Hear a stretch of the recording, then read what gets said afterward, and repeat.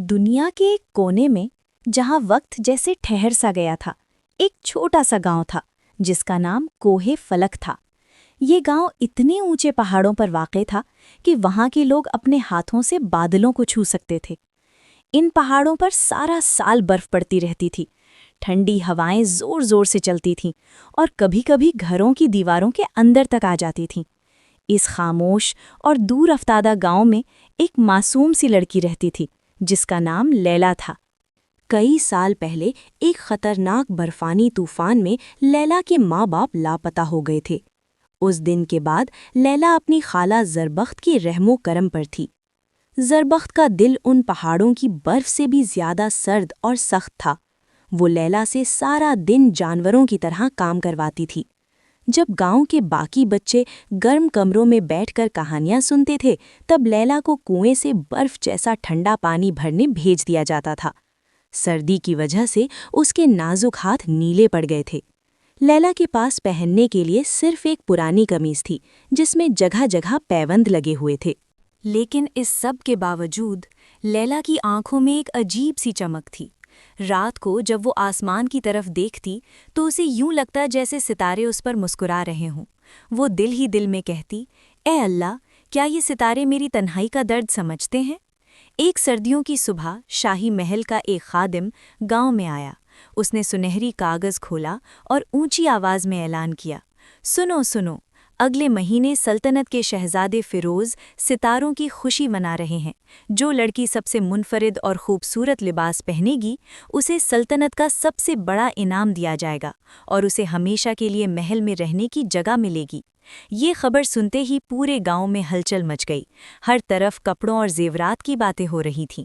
خالہ زربخت نے اپنی بیٹیوں کے لیے شہر سے مہنگا ریشم، چمکتے ہوئے ستاروں جیسے کام اور قیمتی زیورات منگوائے۔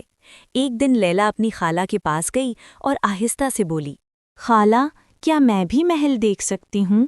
یہ سن کر زربخت زور سے چیخ اٹھی، تم ان پھٹے پرانے کپڑوں میں؟ محل کے پہرے دار تمہیں بھکاری سمجھ کر باہر نکال دیں گے۔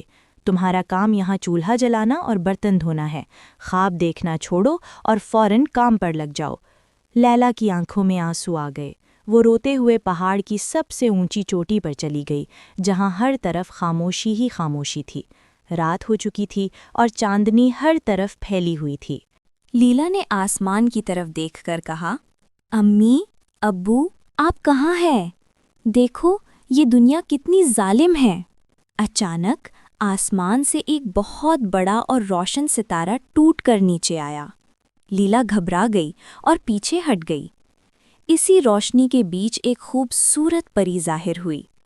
اس کے بال چاند کی طرح سفید تھے اور اس کا لباس ستاروں سے بنا ہوا تھا۔ وہ ستارہ نور تھی۔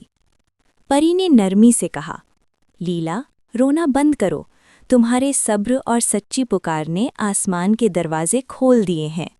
میں تمہیں ایسا لباس دوں گی جو دنیا کے کسی بادشاہ نے بھی کبھی نہیں دیکھا ہوگا، لیکن اس کے لیے تمہیں میرے ساتھ 7 راتیں کام کرنا ہوگا۔ پہلی رات لیلا نے چاندنی کو دھاگے کی طرح پھیلایا۔ دوسری رات اس نے پہاڑوں پر گری ہوئی اوس کو موتیوں کی طرح بکھیر دیا۔ تیسری رات اس نے نیلے آسمان سے رنگ چرا لیا۔ 7ویں رات جب لباس مکمل ہو گیا، یوں لگ رہا تھا جیسے پورا آسمان کسی کپڑے میں بند ہو گیا ہو۔ پری نے کہا، یہ لباس وہی دیکھ سکتا ہے جس کا دل صاف ہو۔ آخرکار خوشی کی رات آ گئی۔ محل ہزاروں چراغوں سے جگمگا رہا تھا۔ بڑی بڑی ملکائیں اور شہزادیاں مہنگے لباس پہن کر آئی تھیں۔ جب لیلا دربار میں داخل ہوئی تو لوگوں نے سمجھا کہ وہ کوئی پرانا سا کپڑا پہنے ہوئے ہے، لیکن جیسے ہی وہ روشنی میں آئی اس کا لباس چمکنے لگا۔ یوں لگ رہا تھا جیسے ستارے اس کے لباس پر جگمگا رہے ہوں اور جیسے آسمان زمین پر اتر آیا ہو۔ شہزادہ فیروز جو سب سے مل رہا تھا، لیلا کو دیکھ کر حیران رہ گیا۔ اس نے دیکھا کہ لیلا کا چہرہ بالکل ایک سچی شہزادی جیسا معصوم ہے۔ زربخش اور اس کی بیٹیاں غصے سے جلنے لگیں۔ انہوں نے لیلا کو دھکا دینے کی کوشش کی، مگر جیسے ہی انہوں نے لیلا کو چھوا، ان کی آنکھوں کے آگے اندھیرا چھا گیا، کیونکہ ان کے دل نفرت سے بھرے ہوئے تھے۔ شہزادہ آگے آیا، اس نے لیلا کا ہاتھ تھاما اور پوچھا، یہ کیسا لباس ہے جسے صرف صاف دل والے ہی دیکھ سکتے ہیں؟ لیلا نے ساری سچائی شہزادے کو بتا دی۔ تب شہزادے نے اعلان کیا، آج کی اس خوشی کی اصل فاتح لیلا ہے۔ زربخش کو اس کے برے کاموں کی سزا دی گئی اور اسے گاؤں سے نکال دیا گیا۔ اب لیلا اس سلطنت کی ملکہ بن چکی تھی، مگر وہ اپنے پرانے دنوں کو نہیں بھولی۔ اس نے محل کے دروازے ہر غریب اور یتیم کے لیے کھول دیے۔ اس نے پہاڑوں میں ایک بڑا اسکول بنایا جہاں ہر بچے کو مفت تعلیم ملنے لگی۔ آج بھی لیلا ہر رات پہاڑ کی چوٹی پر جاتی ہے، مگر اب وہ روتی نہیں۔ وہ اپنے والد کی یاد میں ستاروں کو دیکھتی ہے اور مسکرا دیتی ہے۔ لیلا کا وہ ستاروں سے بنا ہوا خوبصورت لباس آج بھی محل کے ایک عجیب اور خاص کمرے میں سنبھال کر رکھا ہوا ہے۔ لوگ کہتے ہیں کہ یہ لباس عام آنکھوں کو نظر نہیں آتا۔ آج بھی صرف وہی لوگ اس لباس کی خوبصورتی دیکھ سکتے ہیں جن کے دل لیلا کی طرح صاف، سچے اور محبت سے بھرے ہوئے ہوں۔